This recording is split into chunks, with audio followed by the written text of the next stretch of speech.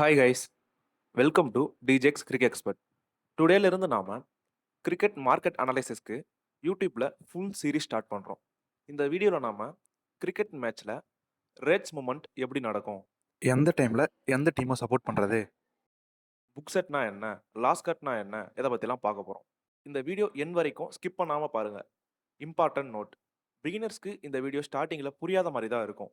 ஃபுல்லாக பாருங்கள், கண்டிப்பாக ஃபைனலி எல்லாம் புரியும். நம்ம டெலிகிராம் சேனலில் மேட்சோட analysis and updates daily share பண்ணுவோம். ஸோ இன்ட்ரெஸ்ட் இருக்கவங்க டெலிகிராம் சேனலில் ஜாயின் பண்ணிக்கோங்க. லிங்க் டிஸ்கிரிப்ஷனில் இருக்குது. கிரிக்கெட் மார்க்கெட் அனாலிசிஸ் எப்படின்னு தெரிஞ்சுக்க மட்டும்தான் இந்த வீடியோ அப்லோட் பண்ணுறோம். இது ஜஸ்ட் எஜுகேஷனல் பர்பஸ்க்காக மட்டும்தான். எந்த ஒரு பெட்டிங் இல்லை கேம்லிங் வெப்சைட்ஸையும் ப்ரொமோட் பண்ணுறதுக்கு இல்லை.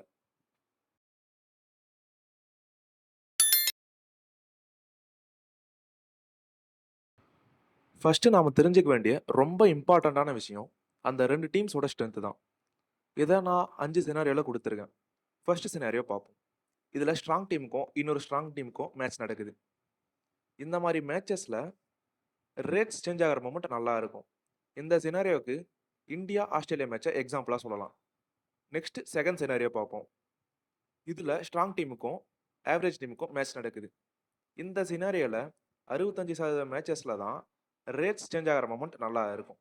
இந்த சினாரியோவுக்கு இந்தியா ஸ்ரீலங்கா மேட்சை எக்ஸாம்பிளாக சொல்லலாம். நெக்ஸ்ட் சினாரியோ 3 பார்ப்போம். இதில் ஸ்ட்ராங் டீமுக்கும் வீக் டீமுக்கும் மேட்ச் நடக்குது. இந்த மாதிரி மேட்சஸில் ரேட்ஸ் சேஞ்ச் ஆகிற மொமெண்ட் மேக்ஸிமம் வராது. ரேர்லி ஏதாவது நடந்தால் தான். ஸோ இது எல்லாம் ஸ்கிப் பண்ணுற மாதிரி மேட்சஸாக தான் இருக்கும். இந்த சினாரியோவுக்கு இந்தியா யுஏஇ மேட்சை எக்ஸாம்பிளாக சொல்லலாம். நெக்ஸ்ட் ஃபோர்த் சினாரியோ பார்ப்போம். இதில் ஆவரேஜ் டீமுக்கும் இன்னொரு ஆவரேஜ் டீமுக்கும் மேட்ச் நடக்குது. இதில் ரேட்ஸ் சேஞ்ச் ஆகிற மொமெண்ட் நல்லா இருக்கும். இந்த சினாரியோவுக்கு ஸ்ரீலங்கா பங்களாதேஷ் மேட்சை எக்ஸாம்பிளாக சொல்லலாம். நெக்ஸ்ட் ஃபிஃப்த் சினாரியோ பார்ப்போம். இதில் வீக் டீமுக்கும் இன்னொரு வீக் டீமுக்கும் மேட்ச் நடக்குது. இதுலேயும் ரேட்ஸ் சேஞ்ச் ஆகிற மொமெண்ட் நல்லா இருக்கும். இந்த சினாரியோவுக்கு யுஏஇ ஜிம்பாப்வே மேட்சை எக்ஸாம்பிளாக சொல்லலாம். இப்போ உங்களுக்கு வர டவுட் என்னன்னா, எப்படி இந்த டீம்ஸ்லாம் ஸ்ட்ராங்கா இல்லை ஆவரேஜா இல்லை வீக்கான்னு கண்டுபிடிக்கிறது? டீம் வெயிட்டேஜ் பாருங்க, எந்த பக்கம் மேட்ச் வின்னிங் பிளேயர்ஸ் இருக்காங்கன்னு பாருங்க, ரீசெண்டாக அந்த மேட்சோட பர்ஃபார்மன்ஸ் பாருங்க. டோர்னமெண்ட் நடக்குதுன்னா பாயிண்ட்ஸ் டேபிளில் அந்த ரெண்டு டீமும் கம்பேர் பண்ணி பாருங்க. இதெல்லாம் வச்சு நீங்களே ஈஸியாக தெரிஞ்சுக்கலாம். ஃபைனலாக இதிலிருந்து நமக்கு என்ன தெரியுதுன்னா, ரெண்டு டீமும் சேம் வெயிட்டேஜ் இருந்தால் தான் அந்த ரேட்ஸ் சேஞ்ச் ஆகிற மொமெண்ட் நல்லா இருக்கும் அப்படின்னு தெரியுது. நெக்ஸ்ட்டு பிச் ரிப்போர்ட்டும் இம்பார்ட்டன்ட் ரோல் ப்ளே பண்ணுது. பிச் ரிப்போர்ட், டாஸ் இந்த ரெண்டுத்தையும் கன்சிடர் பண்ணணும். டாஸ்க்கு அப்புறம் பிச் பவுலிங் ஃப்ரெண்ட்லியா இல்லை பேட்டிங் ஃப்ரெண்ட்லியான்னு பார்க்கணும். இதான் மேக்ஸிமம் எந்த டீம் டாமினேட் பண்ண போகுதுன்னு டிசைட் பண்ணுறது. நெக்ஸ்ட்டு இந்த ரெண்டு டீமோட பர்ஃபார்மன்ஸ் பாருங்கள். லாஸ்ட் 5 to 10 மேட்சஸை கன்சிடர் பண்ணுங்கள். நீங்கள் எந்த டீம் வின் பண்ண போகுதுன்னு நினைக்கிறீங்களோ அந்த டீமில் இருக்க கீ பேட்ஸ்மேன் ஃபார்மில் இருக்காரான்னு பாருங்கள். பவுலிங்கில் விக்கெட் டேக்கிங் எபிலிட்டி இருக்க பவுலர்ஸ் ஃபார்மில் இருக்காரான்னு பாருங்கள். இந்த மாதிரி செக் பண்ணிக்கோங்க. அதனால் pitch, toss, team form analyse பண்ணால் எந்த மொமெண்ட்டில் மேட்ச் உள்ள என்டர் ஆகலாம் அப்படின்னு நல்ல ஐடியா வரும். நெக்ஸ்ட்டு கிரிக்கெட் மேட்ச்சில் மார்க்கெட் மொமெண்ட்ஸ் எப்படி சேஞ்ச் ஆகுது அதை பற்றி பார்ப்போம். ஸ்ட்ராங் டீமுக்கும் இன்னொரு ஸ்ட்ராங் டீமுக்கும் மேட்ச் நடக்குது. எக்ஸாம்பிளுக்கு ஆஸ்திரேலியா vs இங்கிலாந்து T20 மேட்ச்னு வச்சுக்கோங்க. பிச் ரிப்போர்ட் பவுலிங் ஃப்ரெண்ட்லின்னு தெரிஞ்சு போச்சு. பிளேயர்ஸ் வெயிட்டேஜும் பார்த்தாச்சு. ரெண்டு டீம்ஸும் ஸ்ட்ராங் டீம்ஸ் தான். ஆஸ்திரேலியா ஃபர்ஸ்ட் பேட்டிங் பண்ணுறாங்க. மேட்ச் ஸ்டார்ட் பண்ணும்போது மார்க்கெட் மொமெண்ட் ஸ்க்ரீனில் காட்டுற மாதிரி ஆஸ்திரேலியாவுக்கு ஃபேவரட்டாக இருக்குது. அப்புறம் ஆஸ்திரேலியன் ஓப்பனர்ஸ் ஹிட்டிங் ஆரம்பிச்சிட்டாங்க. அதனால் மார்க்கெட் மொமெண்ட் ஸ்க்ரீனில் காட்டுற மாதிரி ட்ராப் ஆக சான்ஸ் இருக்குது. இந்த டைமில் இங்கிலாந்துக்கு சப்போர்ட் பண்ணலாம். ஒரு சின்ன டிப்ஸ் எங்கே பார்க்கலாம். ஒரே டைமில் இங்கிலாந்தை ஃபுல்லாக சப்போர்ட் பண்ணக்கூடாது. ரன்ஸ் இன்னும் வர வர ஆல்ரெடி மார்க்கெட் மொமெண்ட் ட்ராப் ஆகிருந்தது. அங்கிருந்து இன்னும் குறைய சான்ஸ் இருக்குது. அந்த சமயத்தில் திரும்பவும் இங்கிலாந்தை சப்போர்ட் பண்ணலாம். அதுக்கு தான் இந்த டிப்ஸ் சொல்கிறேன். சரி, இந்த மேட்ச் பார்ப்போம். இன்னும் ரன்ஸ் வந்துட்டே தான் இருந்தது. மார்க்கெட் மொமெண்ட் இன்னும் குறைஞ்சிது. அகைன் இந்த டைமில் இங்கிலாந்தை சப்போர்ட் பண்ணலாம். இந்த மேட்சை ஆல்ரெடி அனலைஸ் பண்ணியிருப்பீங்க. ரெண்டு டீமும் ஸ்ட்ராங் டீம் தான். பிச் பவுலிங் ஃபேவர்னு நமக்கு தெரியும். ஸ்டார்டிங்கில் ரன்ஸ் ஈஸியாக வந்தாலும் இங்கிலாந்தோட பவுலிங் மேட்ச்குள்ளே வரும்னு நமக்கு தெரியும். அதனால் வெயிட் பண்ணுங்கள். நெக்ஸ்ட் விக்கெட்ஸ் ஃபால் ஆக சான்ஸ் இருக்குது. 2லிருந்து 3 விக்கெட்ஸ் 10 ஓவருக்குள்ளே போகுதுன்னு வச்சுக்கோங்க. இப்போது இந்த மார்க்கெட் மொமெண்ட் ரெண்டு டீமுக்கும் சேமாக இருக்கும். இந்த டைம் லாஸ் கட் பண்ணலாம். சரி, லாஸ் கட்னா என்ன? இங்கிலாந்தை ஆல்ரெடி சப்போர்ட் பண்ணியிருக்கீங்க. ஸோ, ஆஸ்திரேலியா சைடுல மைனஸ் இருக்கும். இந்த மைனஸ 0 பண்றது தான் லாஸ்ட் கட். இத எப்படி பண்ணணும்னா, ஆஸ்திரேலியா மேல தானே நெகட்டிவா இருக்கு. இப்போ ஆஸ்திரேலியால இருக்க நெகட்டிவ 0வா மாத்தணும். அதுக்கு 0 வர வரைக்கும் ஆஸ்திரேலியாவ சப்போர்ட் பண்ணுங்க. இப்போ சிச்சுவேஷன் எப்படி இருக்குன்னா, இங்கிலாந்து வின் பண்ணா நமக்கு சூப்பர். இல்ல ஆஸ்திரேலியா வின் பண்ணா நமக்கு எதுவுமே இல்ல. ஆனா இப்போ நீங்க ஆஸ்திரேலியா மேட்ச் உள்ள வரும்னு எக்ஸ்பெக்ட் பண்ணா, லாஸ்ட் கட் பண்ணத வச்சு ஆஸ்திரேலியாவ சப்போர்ட் பண்ணுங்க. இல்ல இங்கிலாந்து தான் வின் பண்ணணும்னு நம்புனா வெயிட் பண்ணுங்க. சப்போஸ் இந்த மேட்ச்ல ஆஸ்திரேலியா 175 ரன்ஸ் ஸ்கோர் பண்ணுச்சுன்னு வச்சுக்கோங்க. மேக்ஸிமம் இந்த மாரி 2மே ஸ்ட்ராங் டீமா இருக்க மேட்சஸ்ல ஓப்பனிங் பேர் ஹிட்டிங் ஆரம்பிச்சுருவாங்க. இந்த மேட்ச்ல செகண்ட் இன்னிங்ஸ்ல இங்கிலாந்து ஓப்பனர்ஸ் ஹிட்டிங் ஆரம்பிச்சுட்டாங்க. இந்த டைம்ல மார்க்கெட் சேஞ்ச் ஆகி இங்கிலாந்துக்கு ரொம்ப ஃபேவரா வந்துரும். இந்த டைம்ல புக் செட் பண்ணலாம். புக் செட்னா என்ன? ஆல்ரெடி லாஸ் கட் பண்ணிட்டீங்க. அதனால இங்கிலாந்து மேல சம்திங் இருக்கு.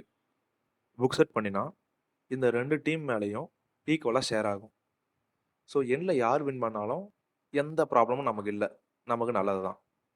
புக் செட்க்கு இந்த பட்டன பிரஸ் பண்ணா போதும். அது 2 டீம்ல ஷேர் ஆகிடும்.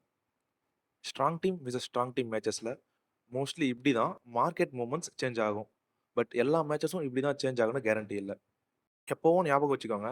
லாஸ்ட் கட், புக் செட் ரொம்ப ரொம்ப இம்பார்ட்டன்ட். நெக்ஸ்ட் உங்களுக்கு வர டவுட்டு, லாஸ்ட் கட் பண்ணிட்டு தான் புக் செட் பண்ண முடியுமான்னு கேட்பீங்க. அப்படிலாம் எதுவும் இல்ல. எப்படி வேணாலும் பண்ணலாம். நெக்ஸ்ட் இன்னொரு டைப் ஆஃப் மேட்ச்ல மார்க்கெட் மொமெண்ட் எப்படி சேஞ்ச் ஆகுது அத பத்தி பார்ப்போம். ஸ்ட்ராங் டீமுக்கும், ஆவரேஜ் டீமுக்கும் மேட்ச் நடக்குது. இதுல 2 டைப்ஸ் பார்க்கலாம். First type average team first batting பண்றாங்க. Second type strong team first batting பண்றாங்க. எக்ஸாம்பிளுக்கு ஆஸ்திரேலியாவுக்கும், நியூசிலாந்துக்கும் T20 மேட்ச்னு வச்சுக்கோங்க. பிட்ச் போட் பவுலிங் ஃப்ரெண்ட்லின்னு தெரிஞ்சு போச்சு. பிளேயர்ஸ் வெயிட்டேஜும் பார்த்தாச்சு. ஆஸ்திரேலியா ஸ்ட்ராங் டீமாவும், நியூசிலாந்து ஆவரேஜ் டீமாவும் டிசைட் பண்ணி வச்சிருக்கோம். ஃபர்ஸ்ட் டைப் பார்ப்போம். ஆவரேஜ் டீம் ஃபர்ஸ்ட் பேட்டிங் பண்றாங்க. நியூசிலாந்து பேட்டிங் ஸ்டார்ட் பண்ணுது. மேட்ச் ஸ்டார்ட் பண்ணும்போது மார்க்கெட் மொமெண்ட் ஆஸ்திரேலியாவுக்கு ஃபேவரட்டா இப்படி இருக்கு. இந்த இடத்துல ஒரு ஸ்மால் டிப்ஸ் பார்ப்போம். இந்த மாதிரி மேட்சஸ்ல மோஸ்ட்லி ஃபர்ஸ்ட் இன்னிங்ஸ்ல எந்த டீமையும் சப்போர்ட் பண்ணக்கூடாது.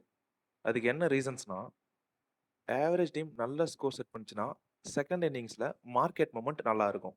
ஒருவேளை லோ ஸ்கோர் செட் பண்ணுச்சுன்னா, மேட்ச் ஒன் சைடா போகும். அப்போ ஸ்கிப் பண்ணிடலாம். சரி, இந்த மேட்ச்ல நியூசிலாந்து 170 ரன்ஸ் ஸ்கோர் பண்ணிடுச்சுன்னு வச்சுக்கோங்க. பவுலிங் ஃப்ரெண்ட்லி பிட்ச்ல இது நல்ல ஸ்கோர் தான். அப்போ மார்க்கெட் மொமெண்ட் 2 டீமுக்கும் சேமா இருக்கும். செகண்ட் இன்னிங்ஸ்ல ஆஸ்திரேலியன் ஓப்பனர்ஸ் ஹிட்டிங் ஸ்டார்ட் பண்ணும்போது மார்க்கெட் மொமெண்ட் ஆஸ்திரேலியாவுக்கு ஃபேவரட்டா இந்த மாதிரி வர்றதுக்கு நிறைய சான்ஸ் இருக்கு. இந்த டைம்ல நியூசிலாந்தை சப்போர்ட் பண்ணலாம். நியூசிலாந்து ஆவரேஜ் டீம் தான். இருந்தாலும் நம்ம அனலைஸ் பண்ணதுல இருந்து பவுலிங் ஆல்சோ மேட்ச் உள்ள வரும்னு நமக்கு தெரியும்.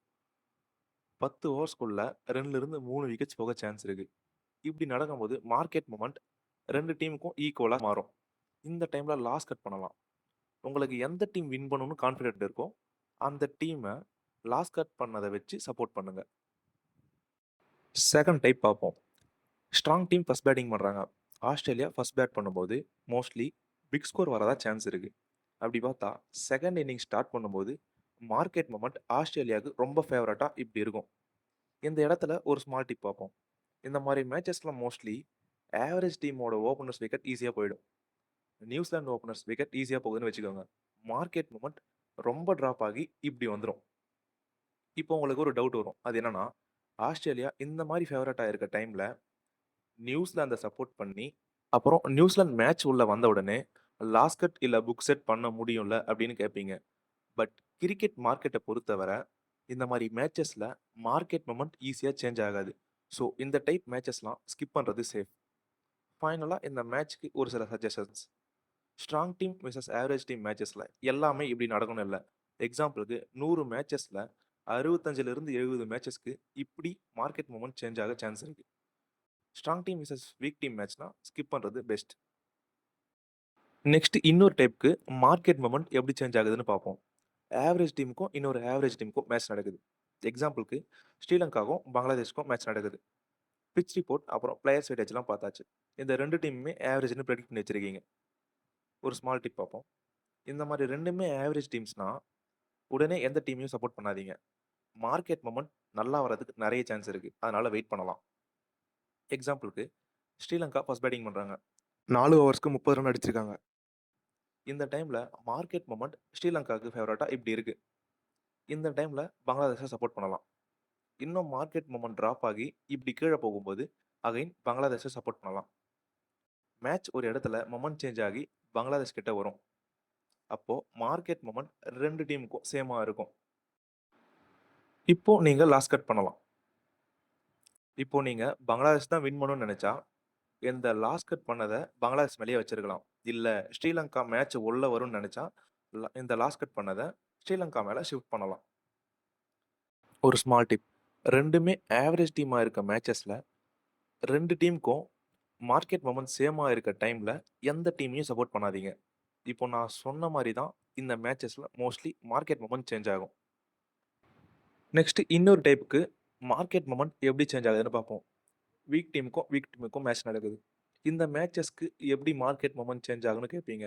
இதை ப்ரெடிக்ட் பண்ணுறது கொஞ்சம் கஷ்டம். ஸோ அதனால் இந்த வீடியோவில் கவர் பண்ணலை. இதை சொன்னால் கொஞ்சம் கன்ஃபியூஸ் ஆகிடுவீங்க. இதை இனிமே வர வீடியோஸில் பார்ப்போம். நெக்ஸ்ட் எல்லாம் கேட்குறது லாஸ்ட் கட் புக் செட் எப்படி பண்ணுறது தான். ஆல்ரெடி இந்த வீடியோலேயே இடையில last cut and book set பற்றி சொல்லியிருக்கோம். அங்கேயே உங்களுக்கு புரிஞ்சிருக்கும். இந்த சீரீஸில் நெக்ஸ்ட் வீடியோ பற்றின அப்டேட் கூடிய சீக்கிரம் வரும். இந்த வீடியோ உங்களுக்கு பிடிச்சிருந்தா லைக் அண்ட் ஷேர் பண்ணுங்கள். இந்த மாதிரி நிறைய வீடியோஸ் பார்க்க நம்ம சேனலை சப்ஸ்கிரைப் பண்ணுங்கள். இந்த வீடியோஸ் எல்லாம் அப்லோட் பண்ணுறது ஜஸ்ட் எஜுகேஷ்னல் பர்பஸ்க்காக மட்டும்தான். வேறு எதுவும் ப்ரொமோட் பண்ணுறதுக்கு இல்லை. ஓகேங்களா? தேங்க்யூ.